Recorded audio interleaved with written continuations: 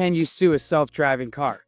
Spoiler alert, the answer is yes, but it changes the question from did the driver make a mistake to did the machine make a mistake? And so this is now what's called a product's liability claim.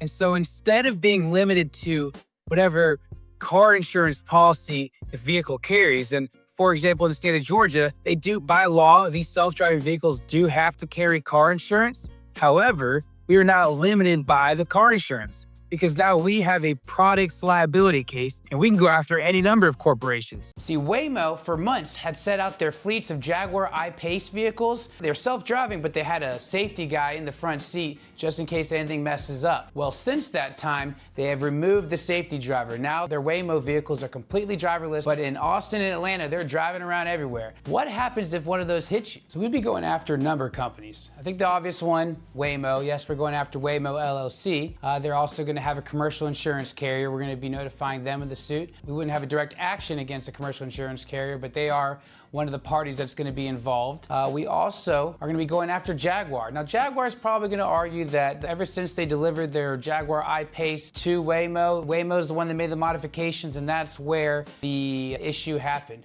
But we don't know that, right? If there is an accident, we need to sue first and ask questions later. It is always good practice to include all possible parties in the lawsuit and be over-inclusive. That way, once they get into the lawsuit, we have what's called discovery powers. So that's going to allow us the ability to get a lot of inside information and see really what happened and who is indeed at fault. And the other thing is then the other companies are trying to point the finger at each other, and that actually helps the plaintiff. In Atlanta and Austin, Waymo has partnered up with Uber, so if it's powered by Uber, I think Uber deserves notice of the lawsuit as well. This would be Razor Technologies in most states. Uber has a corporate shield to try and disassociate themselves and keep themselves out of trouble, but that does not work. We won't know the answer of who's actually responsible until we get into the nitty-gritty of the lawsuit. But the important thing is we would be including all the corporations involved. That's the thing about a product's liability case. There are often many products involved. So when we sue someone, not only are we going to sue these companies, we include some placeholders. We sue ABC Corporation 1 through 10. The reason for that, strategically, is it's much easier to substitute a party than to add a party. So we leave these placeholders because who knows? The guy who took the first Tesla autopilot crash wrongful death to trial. Fortunately, he lost after a 6-6 split for a long time, eventually lost 9-3. In the state of California, that's the breakdown of the jury. 9-3 is what you need for a jury verdict. He shared with me that he was later told by one of the jurors that they deeply regretted their decision. So this was a very close call. The other thing he told me about his dealing with Tesla is that they're hiding lots of these things and fighting us on discovery. Some information that they got later in the game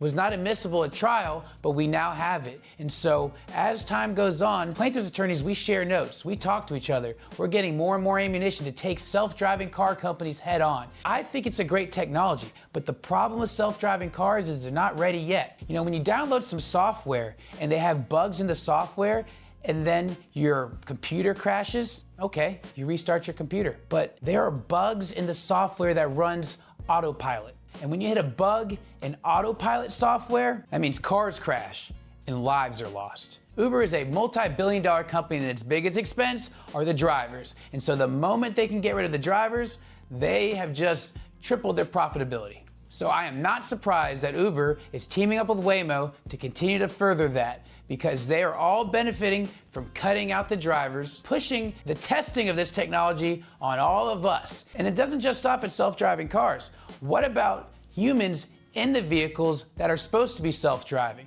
There's a concept called automation complacency, and it describes what happens when you're relying on a self-driving car. You know, the average human being reacts in 1.6 seconds. So you're driving along the road, you see something jump in, it's gonna take you 1.6 seconds on average from when you see it to when you hit the brakes. When you are relying on self-driving cars, automation complacency doubles your response time. That means for 3.2 seconds, there will be no one driving the car. What Tesla and the rest of these self-driving car companies do is say, oh, well, it's not full self-driving, so then the driver takes over. Well, yeah, but again, automation complacency says it's going to take you 3.2 seconds. If you're going 75 miles an hour in 3.26 seconds, you're covering more than a football field. I'm talking back of the end zone to almost the back of the end zone. They are setting themselves up for punitive damages.